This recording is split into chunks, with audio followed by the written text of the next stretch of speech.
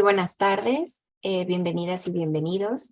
El Instituto Nacional para el Federalismo y el Desarrollo Municipal de la Secretaría de Gobernación, en colaboración con la Dirección General de Cultura Democrática y Fomento Cívico de la Secretaría de Gobernación igualmente, el Instituto Nacional de las Mujeres y el Instituto Nacional de Estudios Históricos de las Revoluciones de México, les damos la más cordial bienvenida el día de hoy a nuestro Conservatorio Mujeres Forjadoras de la Patria, el cual tiene como objetivo difundir el legado de 19 mujeres forjadoras de la patria, quienes participaron en la consolidación de nuestra nación, así como ampliar el conocimiento colectivo sobre la participación femenina en la democracia nacional y otorgar información sobre cómo fortalecer la participación de la mujer en la época actual. Agradecemos el interés de las autoridades estatales y municipales que nos acompañan en Zoom y en nuestra sala contigua de Facebook. Para el INAFED es un gusto estar aquí con todas y todos ustedes en este espacio de diálogos. Esperamos sea de su utilidad la información y herramientas proporcionadas. Les comentamos que en caso de presentarse una situación no planeada durante la sesión como un sismo o pérdida de conexión a Internet o pérdida de luz, restableceremos la conexión para dar seguimiento a la sesión en el momento que no sea posible. A nombre del INAFED me permito presentar a nuestro titular, el licenciado Ignacio Valle Fernández, de igual forma a mi compañera, la licenciada Magdalena Rodríguez Lomelí, jefa de Departamento de Evaluación de la Dirección de Coordinación Operativa. Por parte de la Dirección General de Cultura Democrática y Fomento Cívico de la Secretaría de Gobernación, saludamos con gusto al maestro Julio César Hernández Martínez, director general. Por parte del Instituto Nacional de Estudios Históricos de las Revoluciones de México, saludamos con gusto a la maestra Angélica Noemí Juárez Pérez, directora de Enseñanza y Promoción, y por parte del Instituto Nacional de las Mujeres, saludamos a la licenciada Anabel López Sánchez, directora general para la promoción de una vida libre de violencia e impulso a la participación política. A continuación escucharemos los mensajes de bienvenida por parte de nuestras autoridades. En este sentido, primero cederé los micrófonos a nuestro titular, el licenciado Ignacio Valle Fernández. Adelante, coordinador. Muchas gracias, Yojaira.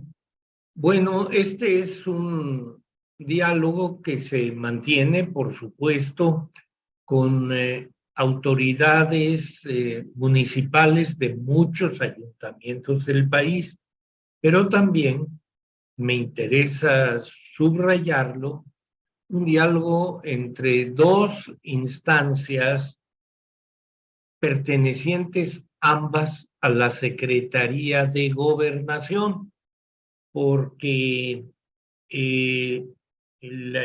la Dirección General de Cultura Democrática y Fomento Cívico pertenece a esta secretaría y está muy dignamente dirigida por el maestro Julio César Hernández Martínez, a quien saludo con mucho afecto personal y gratitud por la voluntad que ha tenido para llevar adelante este tipo de encuentros.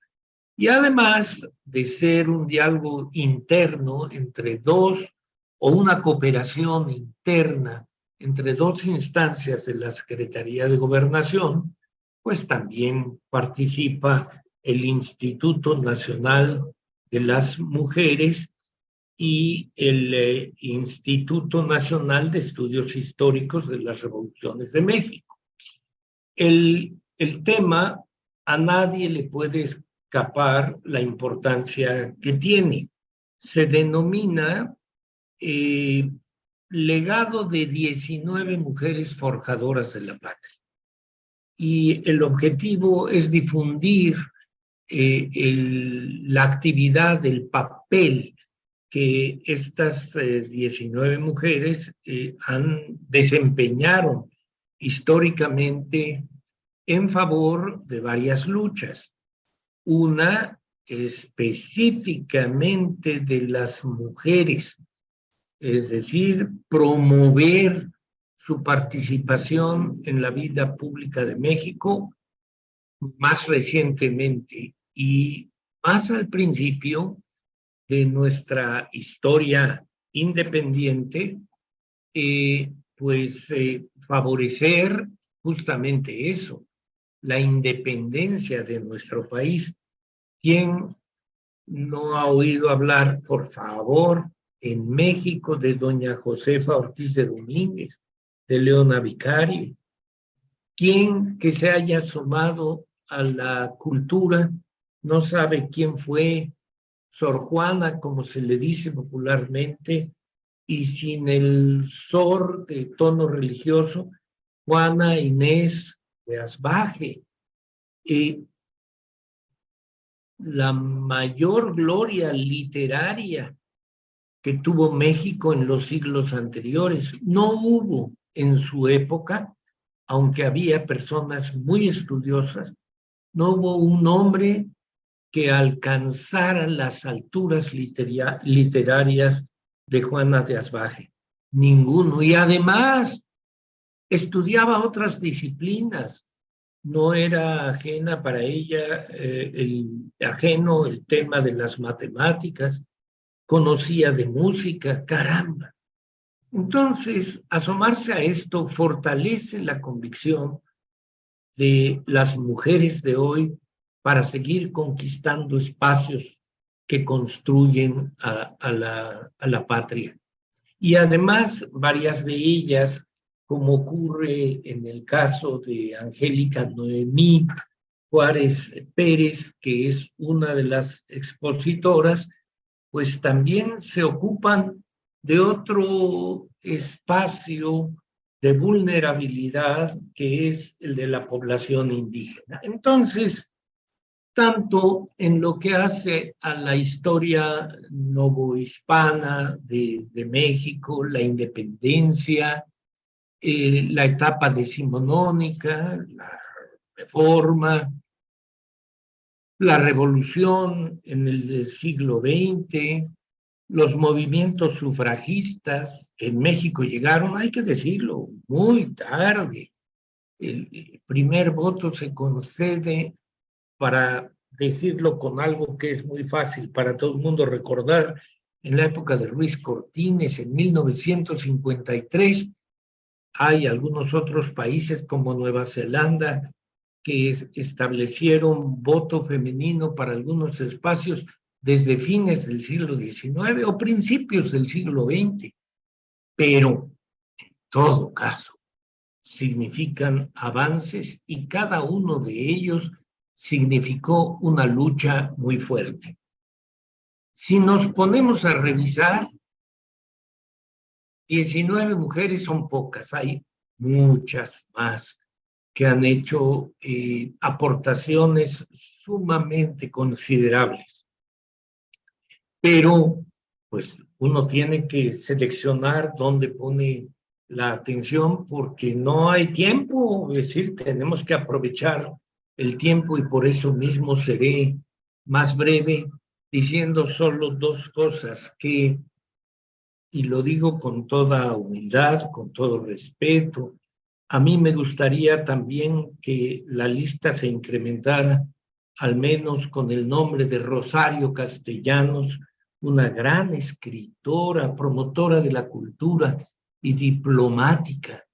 Y también la maestra Griselda Álvarez, también escritora, poetisa y primera gobernadora de una entidad de nuestro país, lo que también significa un hito de progreso.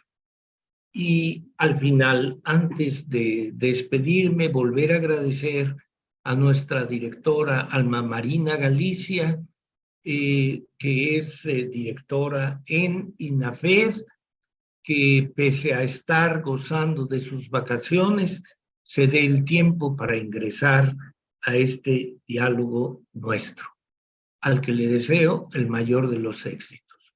Por su amable atención, muchas gracias. Agradecemos las palabras de nuestro titular, el licenciado Ignacio Valle Fernández, y a continuación escucharemos al maestro Julio César Hernández Martínez, director general de Cultura Democrática y Fomento Cívico de la Secretaría de Gobernación. Adelante, maestro, puede activar su micrófono. Sí, muy buenas tardes, amigas y amigos. Es un verdadero orgullo poder estar en este diálogo en este evento de enorme importancia para la vida política en México.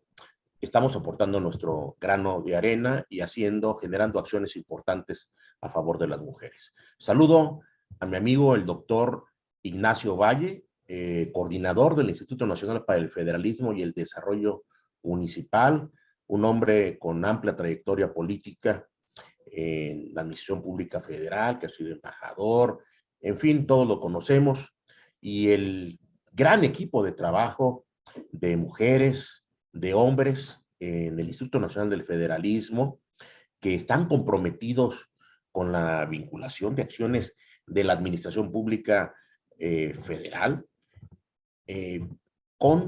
encadenados con la profesionalización de los servidores públicos del orden municipal y el orden local. Obviamente quiero agradecer a dos distinguidas damas que están presentes, la licenciada Anabel López Sánchez, directora general para la promoción de una vida libre de violencia e impulso a la participación política, y a la licenciada Angélica Noemí Juárez Pérez, del Instituto Nacional de Estudios Históricos de las Revoluciones de México. Y bueno, como ustedes saben, vengo por instrucciones del subsecretario de Desarrollo Democrático, Participación Social y Asuntos Religiosos, mi jefe, el licenciado César Yáñez Centeno, y para participar en este diálogo virtual del INAFET, Mexicanas Forjadoras por la Patria, un proyecto que ha sido impulsado desde la Secretaría de Gobernación con la participación activa de mujeres y del INERP para reconocer a 19 mexicanas excepcionales que participaron en diferentes épocas de la historia nacional y cuyo legado, sin duda alguna, permitió la consolidación de México como un gran Estado-nación. Sabemos que las mujeres lamentablemente han sido subrepresentadas en los ámbitos políticos y de toma de decisiones en México. Paulatinamente ha mejorado, pero esta situación ha llevado a una falta de perspectivas de las políticas y programas que se implementan en los diversos órdenes de nuestro país, en el orden local, en el orden municipal. Y este momento en el que nos encontramos debe ser un aliciente para impulsar acciones concretas y fortalecer la participación de las mujeres en la vida pública nacional, que incidan en la transformación por la cual lucha el presidente de la República, el licenciado Andrés Manuel López Obrador. Sabemos que no solamente es una cuestión de igualdad de género, sino también de justicia social y de democracia real. Al tener una representación más equitativa, que se pueda garantizar que las políticas y programas que se aborden sirvan realmente a los ciudadanos, que podamos construir en México una democracia socialmente útil. Por eso debemos trabajar para fortalecer la presencia de las mujeres en la política. Hay que eliminar barreras, hay que promover la igualdad de oportunidades, hay que brindar el apoyo necesario para que las mujeres puedan participar plenamente en la toma de decisiones. Y no solamente lo debemos de hacer por formación profesional o por convicción como servidores públicos, sino también como seres humanos, porque todos tenemos una abuela, una madre, hermanas, hijas, nietas, y por ellas vale la pena que, en este caso, todos los varones podamos aportar y tomar acciones concretas trabajando en forma conjunta con las mujeres. Por eso es importante que en este escenario, en esta reunión, podamos unirnos todos, que podamos construir un futuro en que la igualdad de género sea una realidad y que todas las voces sean escuchadas y valoradas en la construcción de nuestras comunidades, de nuestra gran nación mexicana. Es cuanto. Muchas gracias. Agradecemos el mensaje por parte del maestro Julio César Hernández Martínez, director general de Cultura Democrática y Fomento Cívico de la Secretaría de Gobernación. Y bueno, a continuación, ya para dar inicio con este conservatorio, voy a cederle la voz a la maestra Angélica Noemí Juárez Pérez, no sin antes me voy a permitir leer su semblanza curricular. Es licenciada en Educación Secundaria con especialidad en Historia por la Escuela Normal Superior de México. Es maestra en Desarrollo Educativo y candidata a doctora en Educación y Diversidad por la Universidad Pedagógica Nacional.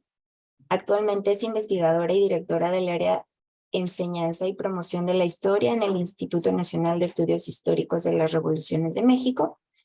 Y sus líneas de investigación son la participación de las mujeres en las revoluciones sociales de México y la enseñanza de la historia. Y bueno, ahora sí, sin más, les cedo los micrófonos. Adelante, maestra. Buenas tardes, ¿se escucha bien? Sí, adelante. Perfecto. Bueno, pues primero me gustaría darles las gracias por sumar al Instituto Nacional de Estudios Históricos de las Revoluciones de México a esta iniciativa que inició en el año 2021 con la finalidad de hacer una reforma al artículo 18 de la Ley de los Símbolos Patrios que pues tuvieron a bien notar, como mencionaban hace un momento, la poca representación, que en este caso es la nula representación de mujeres en la ley de los símbolos patrios. Ustedes saben que en algunas efemérides, como son aniversarios luctuosos o natalicios, nuestra bandera se iza a media asta o a toda asta. Bueno, pues en el caso del calendario cívico que actualmente nos presentan o con el que convivimos cotidianamente, no existe ninguna mujer, es decir, no hay mujeres en las que se hice la bandera o nuestros símbolos patrios con la ley que, con la ley de los símbolos patrios que tenemos en la actualidad. Entonces, pues esta era pues una problemática que había que hacer notar y que bien se hizo en su momento para pues tratar de incorporar a mujeres en esta ley en la que se les reconociera, y una vez integrándolas, pues eso nos permitiría que hubiera pues más ceremonias cívicas, más visibilidad, más trabajo, y es así como inicia esta selección de mujeres que, como bien mencionaban hace un momento, pues parecen pocas, pero bueno, también tratamos de hacer un primer ejercicio que era cuántos hombres había en esta ley de los símbolos patrios. Aproximadamente son 18, entre sus natalicios y sus luctuosos. Ya sabemos de Venustiano Carranza, Benito Juárez, Francisco I. Madero, y quisimos también pues tener un número similar en cuanto a las mujeres que se iban a incorporar a esta iniciativa. Y bueno, pues empezamos un trabajo que tuviera que ver con, primero, diversificar los espacios. ¿Qué es esto? No quisimos que fuera una selección centralista, que nada más se abocara a alguna región de nuestro país, entonces pues tuviera una representación desde mujeres del Golfo, del Occidente, del Norte, del Sureste, del Bajío, para que pues también eso diversificara los espacios. Otro de los criterios de selección tuvo que ver pues con la periodicidad, que hubieran participado pues en algunos de los procesos históricos más relevantes en la historia de nuestro país, y hace el periodo novohispano, que era importante incorporarlo, si bien todavía México no existía como nación, pero bueno, no había manera de dejar a Juana Inés Díaz Baje Ramírez fuera de estas mujeres forjadoras.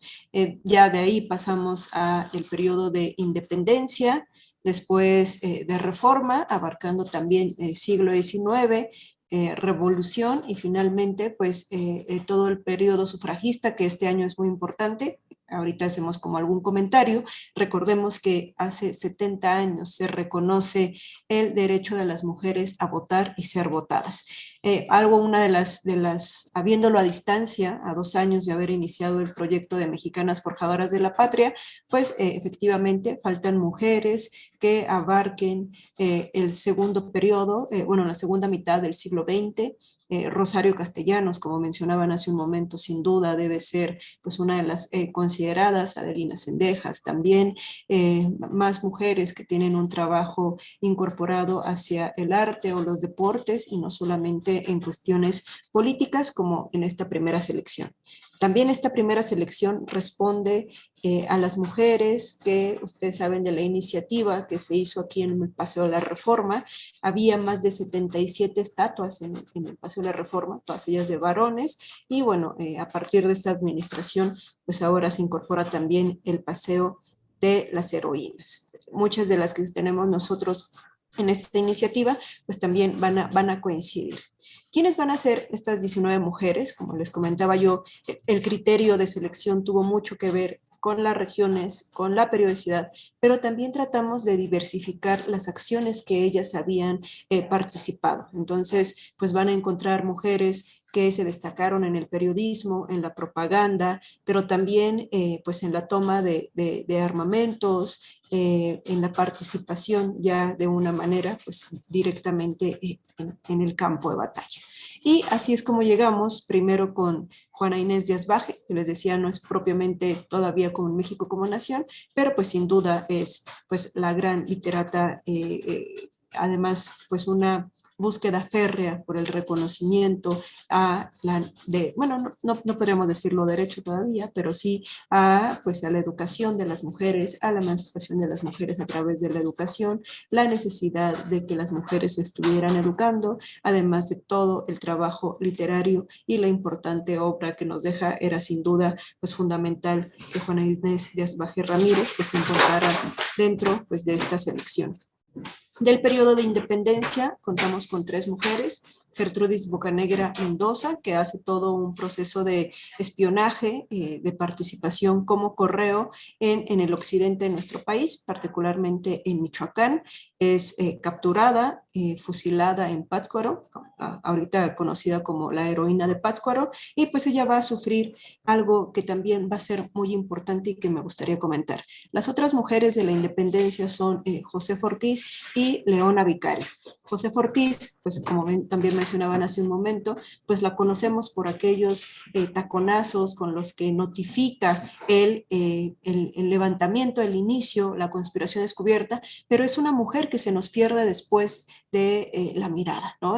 Su participación es aquella madrugada del 15 al 16 de septiembre, pero la dejamos después fuera de este momento tan importante como va a ser el proceso de independencia, porque a ella todavía se mantiene activa, sigue ganando adeptos, va todavía, es capturada en esa primera ocasión, la liberan, la vuelven a capturar porque sigue trabajando para la causa independentista, va a ser liberada hasta 1817, va a ser enclaustrada en diferentes conventos, la van a traer a Ciudad de México, se le hace un proceso judicial y todo eso se nos desfigura, o sea, todo eso se pierde, solamente la dejamos en aquellos avisos, pero bueno, ella se mantiene participando, se mantiene colaborando con la causa y va a sufrir las consecuencias de aquello, ¿no? El hecho del desprendimiento de los hijos, les digo, todo un juicio que se hace en su contra, pero pues todo eso eso se va quedando y la finalidad es recuperar a Josefa más allá de ese aviso, sino que todavía tuvo una gran trayectoria como independentista.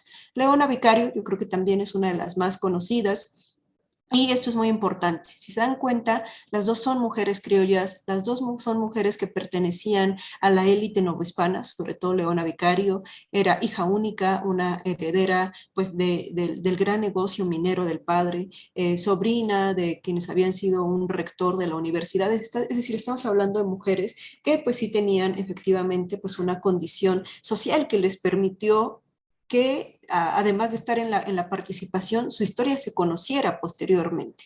La finalidad de esto es que también ellas nos sirvieran de pretexto para hablar de aquellas mujeres que no tienen nombre o apellido o que lo tuvieron pero lo desconocemos. No nos podemos quedar solamente con las mujeres novohispanas de las capitales, por así decirlo, de las que fueron efectivamente criollas y ricas, sino necesitábamos conocer también aquellas mujeres de las villas, de los pueblos, y Gertrudis representa eso. Incluso ustedes vean el castigo. ¿Cuáles eran los castigos de Leona y de Josefa? Enclaustrarlas en conventos, quitarles sus bienes, retirarles el apoyo, pero las mujeres, como en el caso de Gertrudis Bocanegra, de Carmen Camacho y de cientos de mujeres más, fueron pasadas por las armas. Es decir, que también tu condición social, la condición que tú representabas, pues era lo que te valía si te mataban o no, ¿no? Algunas no se escaparon de los fusilamientos o de que sus cuerpos fueran expuestos a manera de escarmiento. Entonces,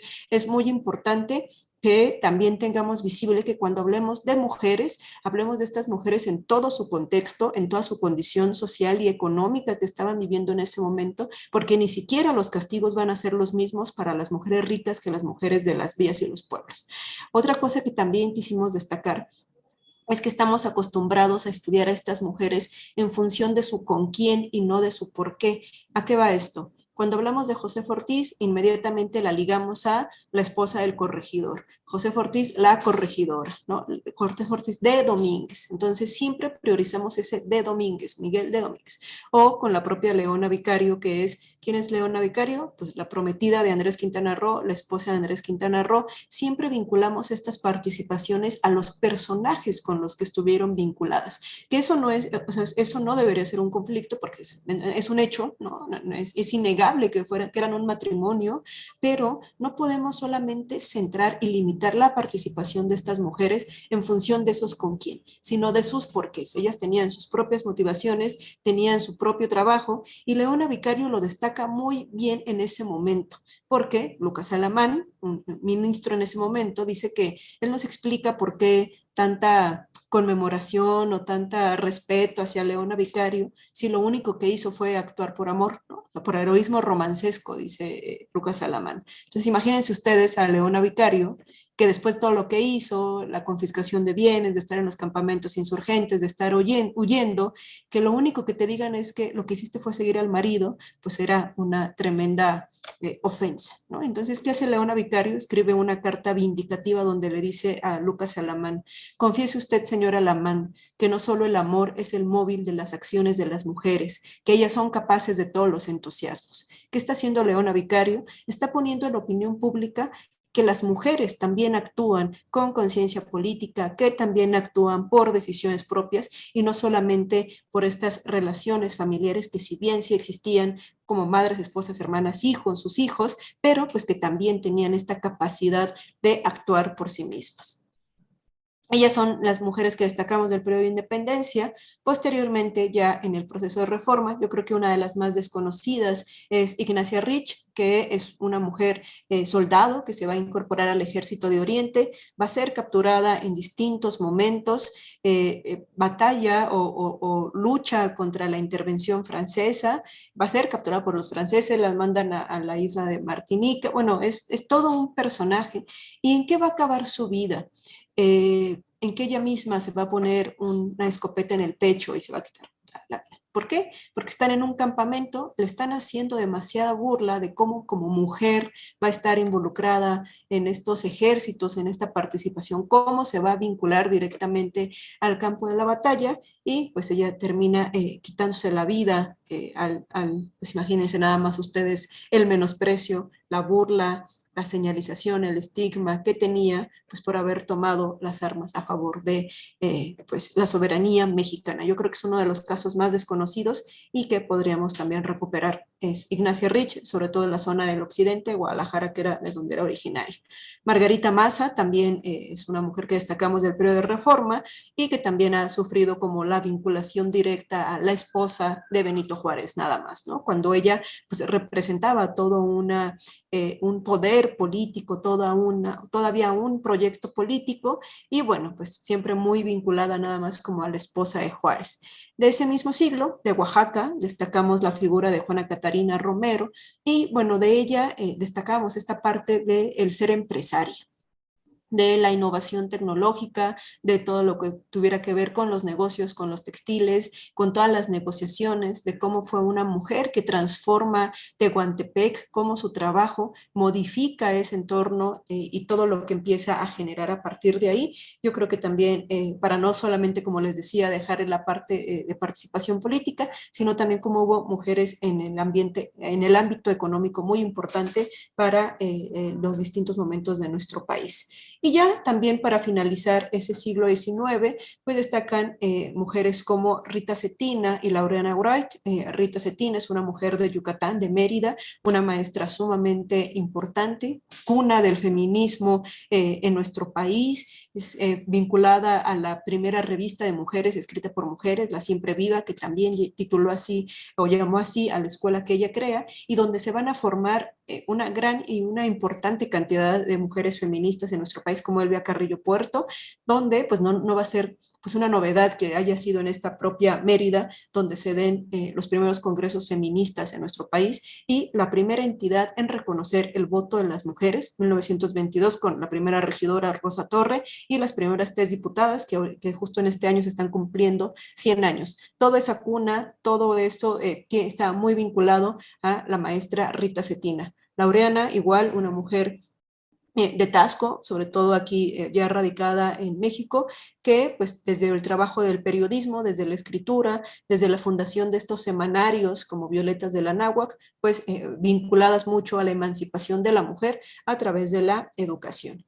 Y Matilde Montoya, la primera médica mexicana, también esto es muy importante, cómo reconocer a estas primeras profesionistas que fueron las que pues empezaron a abrir camino para las siguientes generaciones de mujeres que ya querían educarse en un ámbito profesional, si bien la enfermería era algo aceptado, no el hecho de que fueras médica. Entonces, Matilde Montoya emprende una importante campaña para que se pueda titular como médica y no solamente como partera, está muy involucrado también ahí todo un contexto en el qué clase de mujer va a querer ver cuerpos desnudos, qué clase de mujer, de buena mujer no tendría que estar como interesada en estar explorando el cuerpo, pero bueno, ella trata de luchar contra todos estos estigmas y pues hace todo un importante trabajo para ser la primera médica.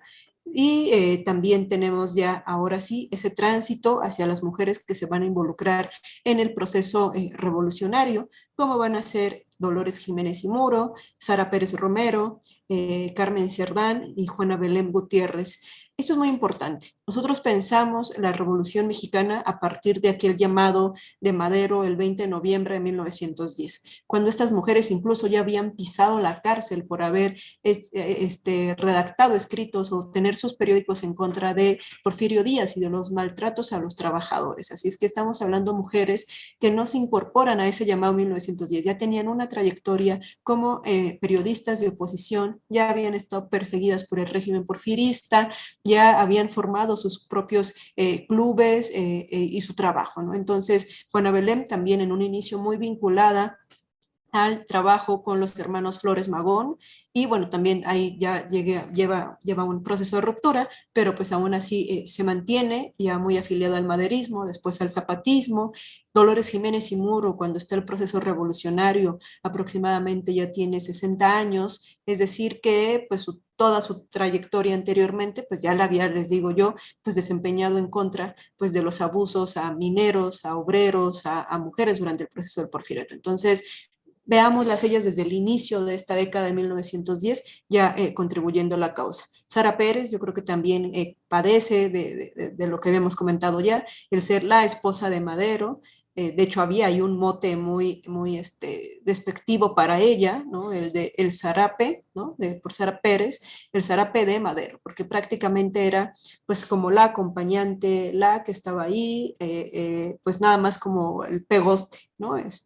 Pero bueno, también es gracias a Sara Pérez, que es como un engranaje entre el proyecto maderista y los otros clubes antirreeleccionistas, quienes daban información, quienes organizaban, quien se involucra completamente en la campaña política, quien está tratando de salvar la vida del presidente en este golpe de Estado de 1913, es decir, también hay que quitarles, les digo, solamente de Madero, de Domínguez o de Quintana Roo y regresarles su agencia, regresarles sus porqués. Y posteriormente, bueno, también tenemos en este proceso revolucionario a Elena Arizmendi por la parte de las enfermeras. En ese momento la Cruz Roja solamente atendía a los que pertenecían al ejército federal y pues Elena Arizmendi funda la Cruz Blanca Neutral con su lema de por la humanidad. Es decir, pues no solamente trabajaba, nada más, no, o sea, no solamente atendía a los heridos del ejército o revolucionario, sino ella decía, bueno, la humanidad y se deben de atender a todos por igual. Entonces funda esta Cruz Blanca Neutral, también tiene un proyecto muy importante con Nueva York, allá radica, y bueno, muchas de ellas van a coincidir en que cuando mueren, pues mueren completamente con un pues en un olvido, en un desconocimiento, ¿no? Pese a todo lo que hubieran participado en los momentos en los que les toca vivir. Otra mujer muy importante y que ya nos perfilamos ahora sí al movimiento sufragista mexicano es Hermila Galindo, una de las grandes sufragistas mexicanas, originaria de Durango, igual que Juana Belén. ¿Qué hace Hermila Galindo? Pues desde que se está discutiendo en el Congreso Constituyente 16 para la Constitución de 1917, pues ella plantea el reconocimiento de los derechos políticos de las mujeres, ¿no? Va y se planta fuera del Teatro de Querétaro y pues va a empezar toda una organización para este reconocimiento. Yo aquí siempre suelto la pregunta de si efectivamente la revolución le hizo justicia a las mujeres o no, ¿no? Ya vimos que participaron desde la enfermería, la propaganda, como periodistas, desde las armas, y cuando se llega a tomar la decisión en este Congreso Constituyente, pues las mujeres no aparecen, no se da este reconocimiento. Y es por eso que durante todos los años 20 vamos a ver un movimiento sufragista mexicano muy importante, mítines, manifestaciones, huelgas de hambre. Refugio García, que es otra de las mujeres de Michoacán, se planta en una huelga de hambre afuera de todavía la residencia presidencial, que era Los Pinos, con Lázaro Cárdenas, pues exigiendo el reconocimiento. Ella se postula para una diputación en Uruapan, la gana, pero le dicen que la ley electoral no dice que las mujeres puedan participar de manera política, no se puede haber inscrito. Así es que va, se planta, hace una huelga de hambre y pues crea una de las fundaciones, de las organizaciones más importantes que yo creo que en la historia de las mujeres en nuestro país, del feminismo en nuestro país, y funda el Frente Único Pro Derecho de las Mujeres. Más de 50,000 mujeres integradas en él, campesinas, callistas, comunistas, de todo, porque pues era un frente ya que aglutinaba esta lucha en los años 30. Lamentablemente con Cárdenas no se publica la reforma que reconocía el derecho de las mujeres a votar y ser votadas, y pues se tienen que esperar muchísimas décadas más. Ya en los 50 aparece pues otra de las mujeres que también están incorporadas aquí, que es Amalia González Caballero, que es una de las primas diplomáticas que ya están haciendo trabajo en el exterior, en el extranjero, y bueno, con las que también se consolida este reconocimiento. Llega hasta aquí, que es en los años 50, por eso yo les decía que haciendo una revisión ahorita a distancia, pues sí faltan las mujeres de la segunda mitad del siglo XX, y sobre todo, pues lo más importante, si bien termina en este momento en el que se va a reconocer el derecho de las mujeres a votar y ser votadas, que les digo justo en este octubre, 17 de octubre, se cumplen 70 años, pues es un momento también para reflexionar si efectivamente esos 70 años que han pasado de que las mujeres se les reconoce el derecho a votar y ser votadas, pues efectivamente ha sido un derecho que se ha consolidado o no, ¿no? Que es una buena invitación a que pensemos que ahorita es un momento histórico en el que tenemos la mayor cantidad de mujeres gobernando nuestro país, porque después de la reforma tuvieron que pasar todavía hasta 1979 para que estuviera Griselda Álvarez, la primera gobernadora, y de ahí a cuentagotas hasta llegar el día de hoy. Lo mismo, se hace la reforma, en el 55 tenemos a estas primeras diputadas, bueno, previamente con Aurora Jiménez en el 54 en Baja California, pero también de qué manera ahora con esta paridad en los congresos efectivamente hay un ejercicio en la toma de decisiones. Entonces, estos 70 años ya de la incorporación de las mujeres a esta vida política, pues también nos debe de invitar a reflexionar de efectivamente pues esta participación. Y bueno, pues siempre invitamos a que este proyecto de Mexicanas Forjadoras a la Patria consolide su función de origen, que era esta reforma al artículo 18 de los símbolos patrios, para que efectivamente tengamos a mujeres en el calendario cívico. Muchísimas gracias. Muchísimas gracias a usted, maestra Angélica Noemí, por esta interesante información.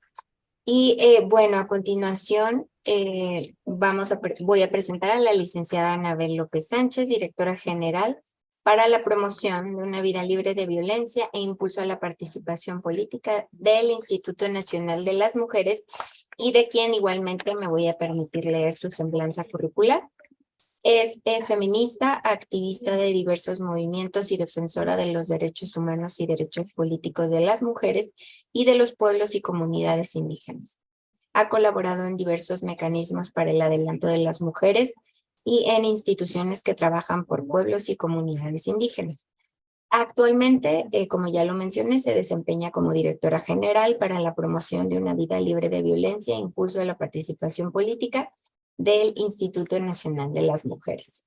Y sin más, pues bueno, le cedo los micrófonos. Adelante, licenciada, puede activar su micrófono.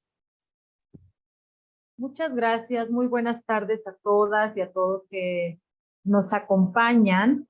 Quiero agradecer al doctor Ignacio Valle del INAFED la motivación de este encuentro, de esta reunión, así como al maestro Julio César Hernández Martínez y por supuesto a las compañeras de INAFED que han estado facilitando este proceso.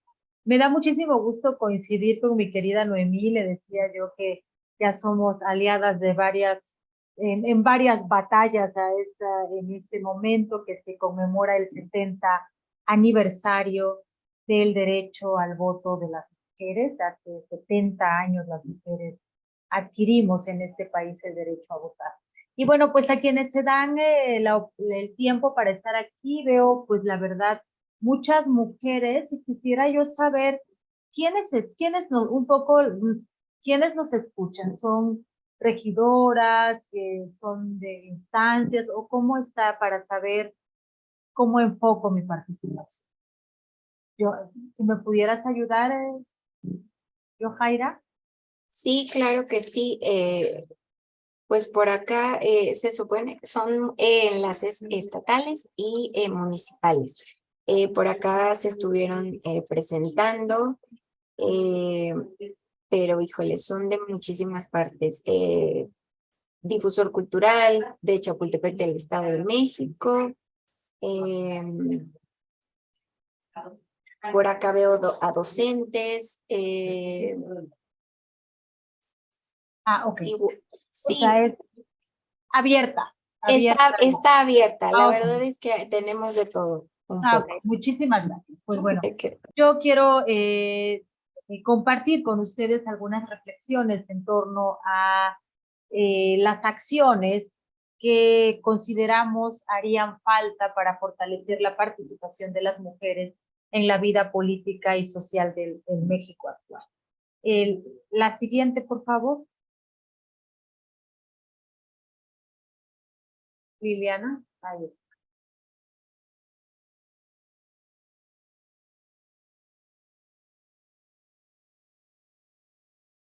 Bueno, quisiera partir de plantear con ustedes qué es la paridad y a qué nos referimos cuando hablamos de paridad. Primero, los antecedentes. En el 2014, como bien saben, se incorporó este principio en la Constitución Política de los Estados Unidos Mexicanos, estableciendo la aplicación de este principio en las candidaturas a diputaciones federales.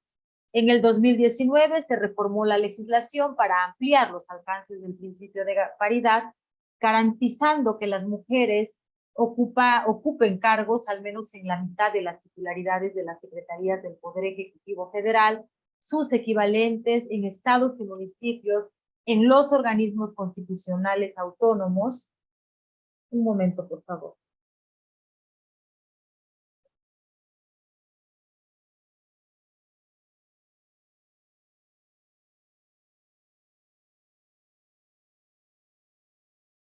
En los organismos constitucionales autónomos y también en la integración de los órganos jurisdiccionales, esto es en el Poder Judicial, en candidaturas de partidos políticos a cargos de elección popular y en la elección de representantes de ayuntamientos con población.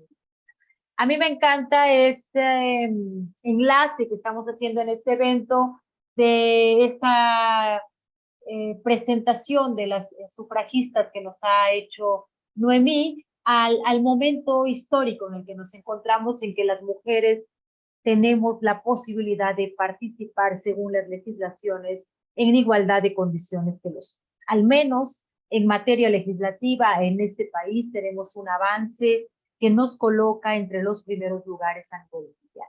¿Y qué es la paridad? La paridad es el principio constitucional que logró la incorporación de las mujeres en al menos 50% en candidaturas y en el ejercicio de cargos públicos, particularmente de elección popular. Carolina Gilas, una autora que escribe, investigadora de la UNAM, pero además escribe bastante para el Tribunal Electoral, dice que la paridad en la Carta Magna trasciende a las reglas de la construcción de la representación democrática y al funcionamiento mismo del sistema político. Y se trata de un principio fundacional de un nuevo pacto social, de una nueva construcción de relaciones y división de poderes entre los géneros, con miras hacia la consolidación de una democracia más incluyente y más igualitaria. La siguiente.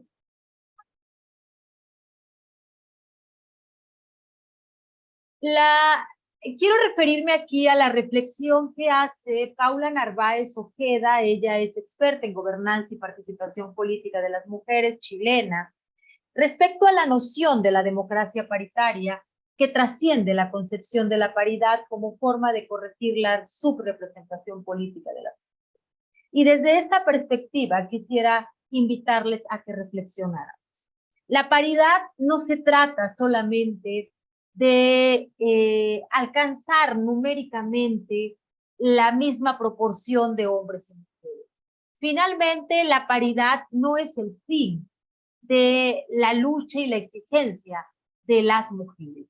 La paridad, la noción de democracia paritaria requiere de transformaciones cualitativas y cuantitativas profundas en todos los sentidos, desde la gobernanza y la participación política, pasando por la conciliación y la corresponsabilidad en el cuidado y la economía, la erradicación en valores de igualdad entre géneros, el medio ambiente y que implica a todos los niveles de la administración. La democracia paritaria apunta pues a un modelo de Estado inclusivo, garante de la igualdad sustantiva para que mujeres y hombres disfruten de las mismas oportunidades y condiciones de igualdad en el ámbito político, económico, cultural y civil. Apunta también a fijar las bases para la efectiva igualdad entre mujeres y hombres en todas las dimensiones. Insisto, la paridad en sí misma no construye realmente un modelo de Estado inclusivo. Para que la paridad tenga sentido, necesita ser realmente apuntar a construir una sociedad igualitaria entre hombres y mujeres, pero además una sociedad que erradique las violencias, que concilie las responsabilidades del cuidado y la economía, una sociedad que se comunique en valores de igualdad, que proteja el medio ambiente en todos los niveles de la administración. La siguiente, por favor. ¿Qué tenemos según la reforma, como les dije al principio, establece que las personas titulares de las secretarías de Estado, que el principio de paridad, que la paridad debe aplicar para las personas titulares de las secretarías de Estado del Poder Ejecutivo, pero también de todos los poderes ejecutivos a nivel estatal, es decir, de todos los gobiernos estatales. Debe haber paridad en el poder legislativo, en el poder judicial, en los organismos autónomos a nivel federal y estatal, y paridad en la elección de autoridades. ¿A qué se refiere en organismos autónomos? Pues a las comisiones de derechos humanos, al INE, a todos los organismos autónomos de nuestro país. Y por supuesto, paridad en la elección de autoridades indígenas. La siguiente, por favor. Según la jurisprudencia 11-200-2018 del Tribunal Electoral del Poder Judicial de la Federación, la paridad en las acciones afirmativas tienen entre sus principales finalidades garantizar el principio de igualdad entre mujeres y hombres, promover y acelerar la participación política de las mujeres en cargos de elección popular, eliminar cualquier forma de discriminación y exclusión histórica o estructural. Lo anterior exige adoptar una perspectiva de la paridad de género como mandato de optimización flexible que admite una participación mayor de mujeres que aquella que la que entiende estrictamente el 50%. ¿Qué es esto? Que según esta jurisprudencia, también es posible que en un ayuntamiento o en un espacio, en un poder ejecutivo de un estado, puede haber más del 50% de las mujeres, considerando que la paridad puede adoptar un mandato de optimización flexible que permita una mayor participación de la mujer. Porque ha ocurrido en algunos casos en donde resulta en ayuntamientos que la planilla queda integrada por más mujeres y entonces la impugnan, que porque hay más mujeres y ya no hay paridad. Sin embargo, con esta jurisprudencia queda claro que es posible la flexibilización de esta perspectiva de la paridad. De acuerdo con esta jurisprudencia, la interpretación neutra del principio de paridad puede limitar la postulación o acceso de las mujeres a cargos públicos cuando existen condiciones y argumentos que justifican un mayor beneficio para las mujeres en un caso concreto. Por ejemplo, en municipios en donde pues hay mayormente mujeres porque los hombres migran, pues lógicamente podrían y tendrían que haber más mujeres en los espacios de representación. La siguiente, por favor. Voy a darles ahora un panorama de la participación política de la mujer. En esta gráfica podrán ver ustedes cómo ha cambiado en los últimos 30 años la representación de las mujeres en los espacios, principalmente en el Congreso. En 30 años, el porcentaje de diputadas pasó de 8.8% al 50%. De 1991 al 94, en esta legislatura, había 8.8% de mujeres y 91.2%. Hacia el 97 esto ha ido cambiando, después llegamos a las acciones afirmativas, a las cuotas, y se fue disminuyendo de a poco. Como ven ustedes aquí en el 2006 y en el 2009 teníamos una cuota del 30% para las mujeres y esto apenas llegaba al 22.6%. Ya hacia la integración actual, tenemos una paridad total, el mismo número de diputadas que de diputados. El avance político de las mujeres se debió a las cuotas de género y posteriormente al principio de paridad. En el Senado de la República, del 2000 al 2018, el porcentaje de mujeres pasó de 15.6 a 50%. En 18 años pudimos notar el cambio sustantivo y numérico, al menos en esta integración del Senado. Para lograr alcanzar la paridad se requirió de movimientos sociales y políticos que lucharon por garantizar los derechos de ciudadanía de las mujeres y también por el trabajo que las legisladoras que se fueron incorporando en estos espacios de toma de decisión han realizado. La siguiente. Así estamos. Actualmente en 27 entidades cuentan con un congreso paritario o lo superan. El 16 de septiembre tomará protesta la gobernadora del Estado de México. Como ven, tenemos 8 gubernaturas actualmente y tendremos 9 con 8 tenemos porque la jefa de gobierno ha pedido licencia y tendremos 9 con el Estado de México, con la maestra Delfina. Es histórico. Nunca habíamos tenido tantas gobernadoras en este país y este cambio en realidad fue muy acelerado y esperamos que logremos alcanzar en realidad 50% de mujeres gobernando estados en un mediano plazo. Tenemos diputaciones locales, 601 mujeres que representan el 54%, y 510 hombres que representan el 46%. La siguiente, por favor.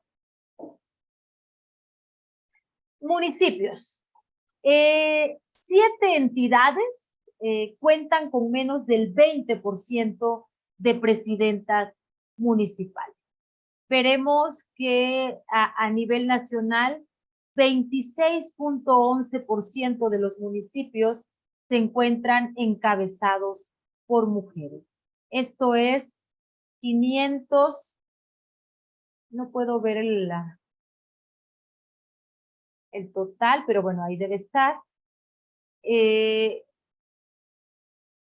Tuvimos una disminución del número de mujeres electas en el proceso electoral anterior en relación a esto. Algo está pasando. ¿Qué pasa en lo local para que las mujeres no accedan a las presidencias municipales, a pesar de que ahora contamos con el principio de paridad horizontal y vertical? Ustedes saben que los partidos políticos están obligados a registrar el mismo número de candidatas a presidentas municipales que de candidatos, y que incluso en la mayoría de los estados existen estas listas de competitividad que obligan a los partidos a poner mujeres en municipios competitivos. Algo está pasando.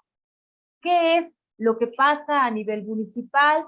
Que optan por elegir hombres. Y ahí pues hay varios supuestos que seguramente ustedes ya conocen, pero desde el registro tardío de las mujeres en las candidaturas hasta la poco acompañamiento por parte del partido, o que todavía hay algunas sociedades locales, municipales, que no confían en la capacidad de las mujeres para tomar decisiones, para tomar las riendas de un municipio.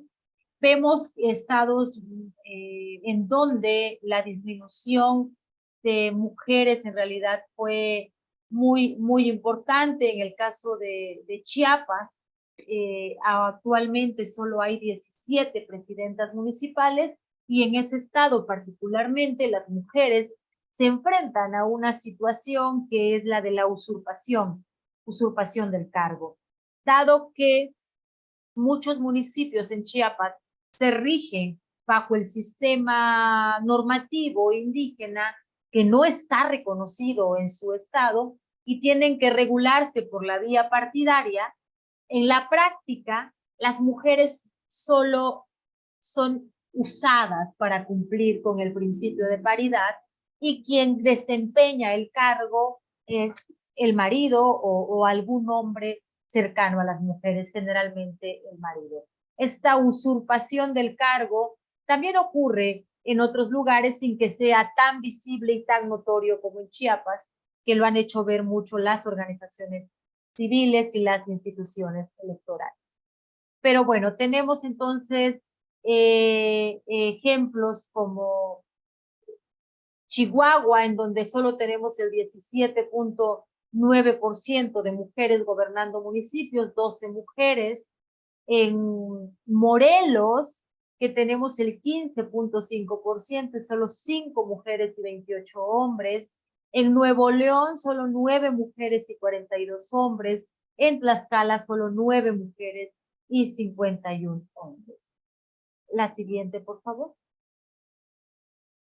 Y bueno, ¿qué está pasando ya en la integración de los ayuntamientos?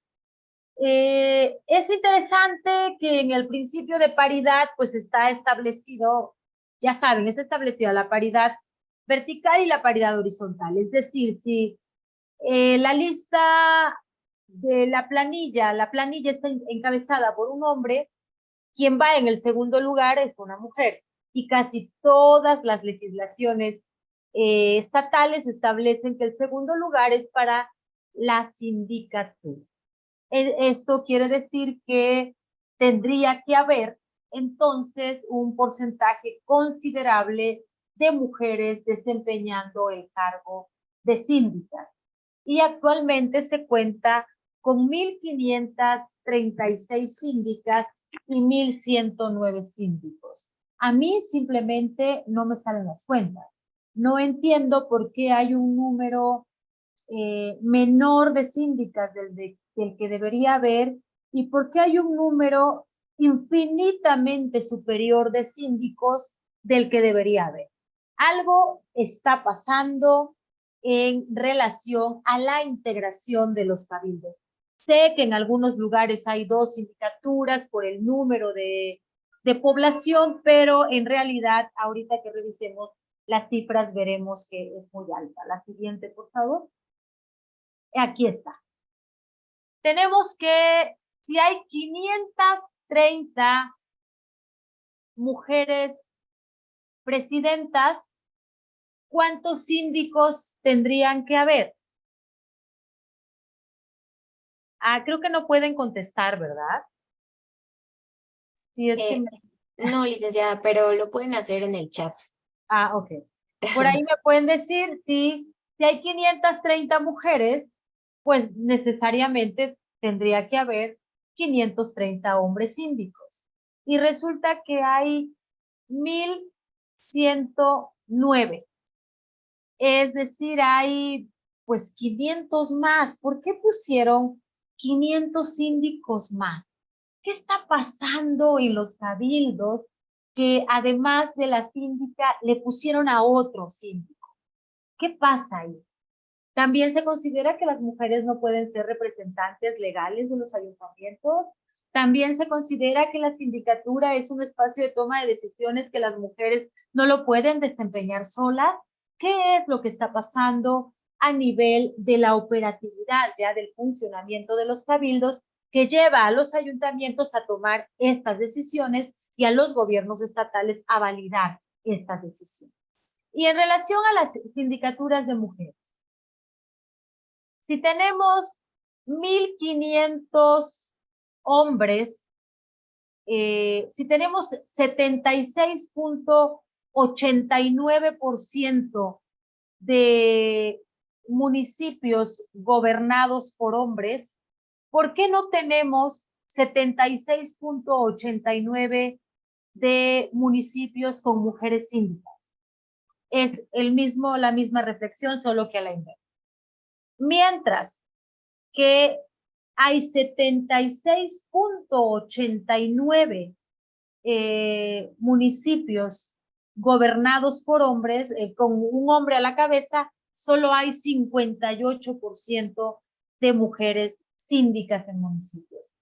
Es decir, nos están jugando chueco. Yo lo que creo es que a la hora de la integración, alguna maniobra que realizan los cabildos para quitar a las mujeres o para poner hombres que acompañen el ejercicio del cargo de las mujeres.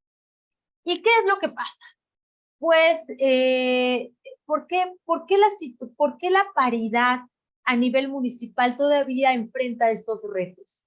Apenas 26% de mujeres gobernando municipios, esta diferencia tan marcada de mujeres en sindicaturas en relación a los hombres, y lo que tenemos es que pues hay un registro tardío de candidaturas, hay una falta de acompañamiento de los partidos, por supuesto el patriarcado que rige todas las estructuras sociales y políticas, hablando de los partidos políticos en nuestro país, el machismo, el patriarcado, las responsabilidades de cuidado que tienen las mujeres. Para las mujeres no es lo mismo para una mujer hacer campaña que para un hombre. Para una mujer que tiene que cuidar hijos, padres, madres enfermas, no tiene la misma condición de los hombres en una sociedad en donde las tareas y responsabilidades de cuidado, los roles de cuidado han sido asignados a las mujeres. Los recursos para las campañas también resultan limitados muchas veces para las mujeres y hay legislaciones locales que todavía permiten las sustituciones en los cargos. En eso hay que estar muy atentas para que ninguna legislación local permita la sustitución en los cargos y lleve a las mujeres a ocupar cargos distintos a para los que fueron electas. Y la falta de acompañamiento de los partidos políticos a la hora, desde el momento del registro hasta la realización de la campaña. La siguiente, por favor. Bueno, unos datos muy generales, también, como les leí al principio, la Constitución establece que la administración pública debe estar integrada de manera paritaria a nivel de las titularidades.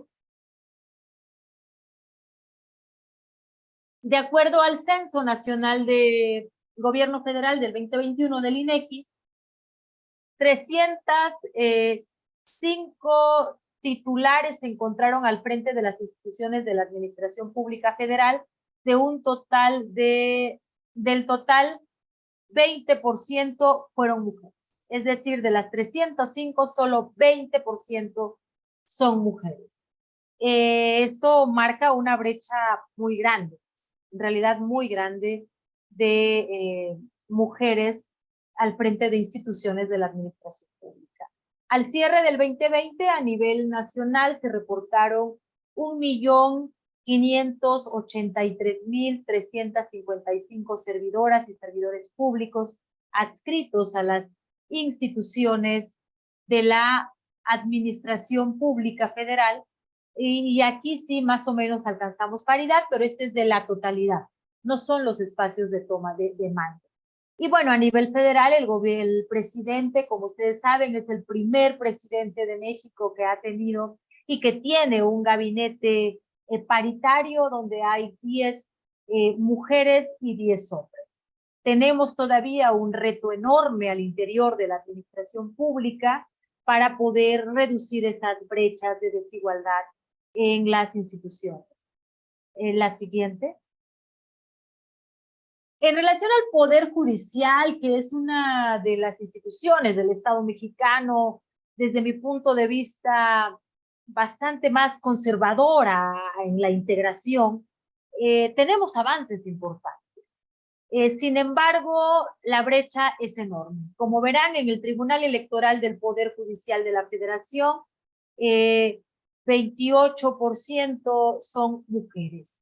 Y solo en el Consejo, en los centros de justicia penal federal es donde se alcanza la paridad.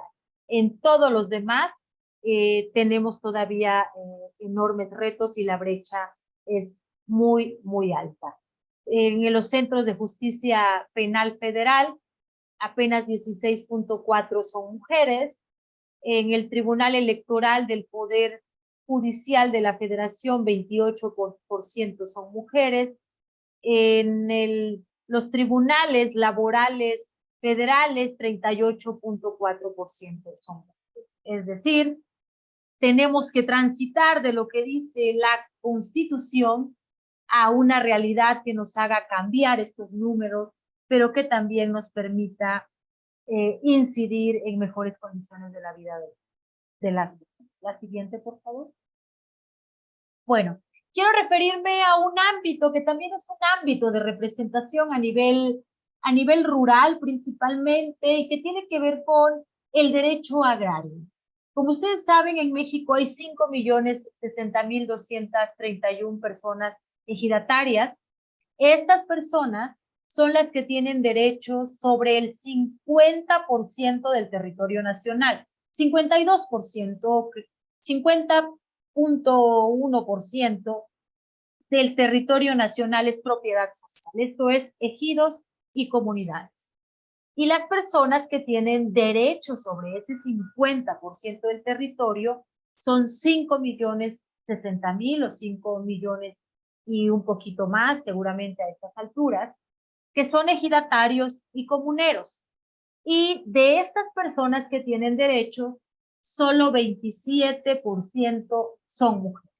La mayor parte de las personas derechosas sobre la tierra son hombres. Ahí tenemos una brecha gigantesca, lo que se transfiere al espacio de representación. ¿Cuáles son los espacios de participación y de representación de estos ámbitos comunitarios?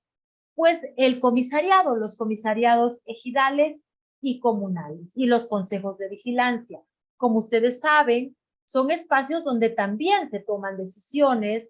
Por supuesto, es la asamblea comunal o ejidal quien toma las decisiones, pero son espacios de representación que en las comunidades también se vuelven de representación política. Y en el caso de las comunidades indígenas y rurales, este derecho agrario también es un derecho llave para abrir el ejercicio de otros derechos como el derecho político. ¿Y qué es lo que tenemos? Cargos de representación agraria de mujeres a nivel nacional, solo 22% de las personas que integran comisariados y consejos de vigilancia son mujeres. El 80% restante son hombres. Y solo 7.9% son presidentas de comisariados. Y 8.2% ocupan cargos en consejos de vigilancia. Tenemos aquí la brecha todavía muy grande y hay mucho por hacer para poder, para que las mujeres accedan a estos espacios de representación agraria. La siguiente, por favor. Y bueno, en acciones afirmativas ya saben que en este país se han implementado acciones temporales para que las mujeres, para garantizar la participación de las mujeres en toda su diversidad, y esto es mujeres indígenas, mujeres trans, mujeres afrodescendientes, mujeres adultas, mujeres con discapacidad, mujeres jóvenes. Y no hay una legislación muy clara en relación a esto y se ha avanzado en acciones afirmativas. Es muy necesario que estas acciones afirmativas se mantengan, porque solo así la paridad nos podrá alcanzar a todos. Es muy importante que la paridad, este principio constitucional, garantice también la representación de aquellas que históricamente han sido excluidas de la participación y de la toma de decisiones. La siguiente, por favor. La siguiente. Esto es lo que tenemos, resultado de las acciones afirmativas a nivel federal. Voy a referirme solo a las diputaciones federales. En las elecciones del 21 fueron electas 22 mujeres indígenas de 36 personas, 4 mujeres afromexicanas, 5 personas con discapacidad, 4 de la diversidad sexual y 6 migrantes o residentes en el extranjero. Este ejercicio de la acción afirmativa apunta, como les decía, a garantizar que las mujeres en su diversidad estén representadas y que las voces de estos sectores de mujeres excluidos e invisibilizados puedan ser escuchadas. La siguiente. ¿Qué retos tenemos? Y con esto quiero finalizar. Es muy importante considerar que el ámbito local es donde el que mayor reto tiene para garantizar la paridad y es donde se presentan los casos de violencia política que deben ser atendidos de forma pronta y expedita. La violencia política es una circunstancia cada vez mayor. Cuanto más participación de las mujeres hay, más violencia política les encuentra. Entonces, tener presente que el ámbito local, municipal, es el ámbito de mayores retos para garantizar la paridad y que es ese ámbito en donde se ejercen mayor violencia política, donde hay mayores casos de necesidad. Es muy importante monitorear la vulneración de los derechos políticos de las mujeres en el ejercicio del cargo, no solo durante las candidaturas, y establecer mecanismos de acompañamiento.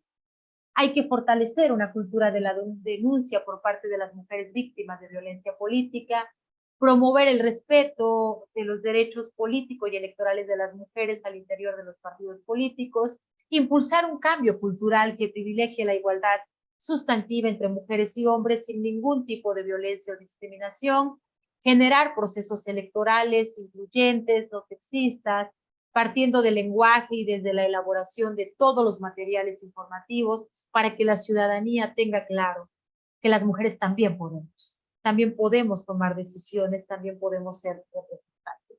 E impulsar mecanismos o acciones que garanticen la aplicación del principio de paridad en el ámbito judicial y en el ámbito agrario o de acceso a la tierra.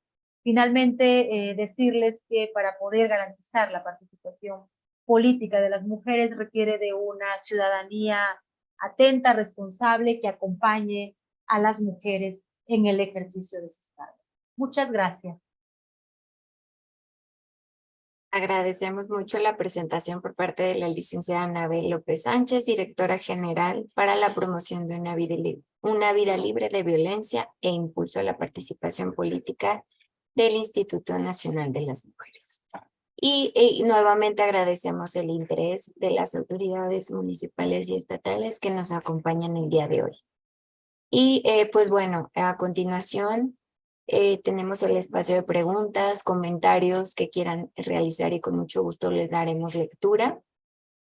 También comentarles que la presentación la pueden tener en el correo con el que se registraron en nuestra plataforma. Igualmente, si quisieran volver a ver toda esta sesión en nuestra página oficial de Facebook.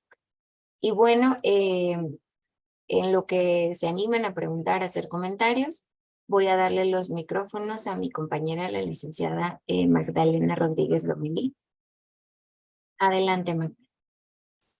Sí, muchas gracias. Pues anticipándome un poco a si hay preguntas o dudas o algún comentario que se quisiera hacer, pues antes que nada quisiera agradecer en nombre del INAFED la extraordinaria participación tanto de la maestra Angélica Noemí como de la licenciada Anabel, extraordinarias participaciones. Han sido, por cuestión de tiempo, han sido breves, pero creo que han sido muy enriquecedoras para todos. Asimismo, también quisiera solicitarles a ambas sean el gentil conducto para extender nuestro agradecimiento por la colaboración que nos brindaron la doctora Nadine Gassman y el doctor Felipe Arturo Ávila para llevar a cabo estos trabajos.